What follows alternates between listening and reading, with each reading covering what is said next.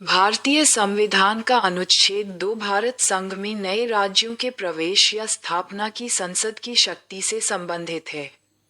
यह अनुच्छेद संसद को ऐसे नए राज्यों के लिए कानून बनाने की अनुमति देता है जो पहले से भारत का हिस्सा नहीं थे, और यह संसद को ऐसे राज्यों की स्थापना के लिए ऐसी शर्तों और नियमों पर कानून बनाने का अधिकार देता है जो वह उचित समझे। अनुच्छेद 2 की मुख्य बातें। नए राज्यों का प्रवेश संसद को नए राज्यों को भारतीय संघ में शामिल करने की शक्ति देता है।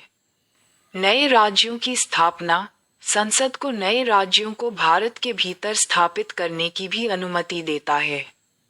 क्षेत्रीय शक्ति, ये संसद को उन क्षेत्रों को भी संघ में शामिल करने की शक्ति देता है जो किसी भी मौजूदा राज्य का हिस्सा नहीं है।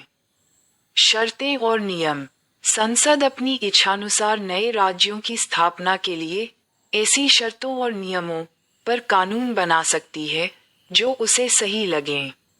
अनुच्छेद 3 से भिन्न, ये समझना महत्वपूर्ण है कि अनुच्छेद 2 का उपयोग उन राज्यों के लिए किया जाता है जो पहले से भारत संघ का हिस्सा नहीं है, जबकि अनुच्छेद 3 का उपयोग भारत के भीतर मौजूदा राज्यों के क्षेत्रों, सीमाओं या नामों में परिवर्तन के लिए किया जाता है। उदाहरण, सिक्किम का भारत में विलय।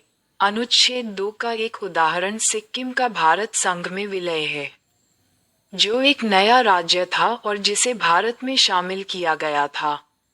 अन्य उदाहरण, गोवा, दमन और दीव जैसे क्षेत्रों को भारत में शामिल करना भी अनुच्छेद 2 के तहत आता है।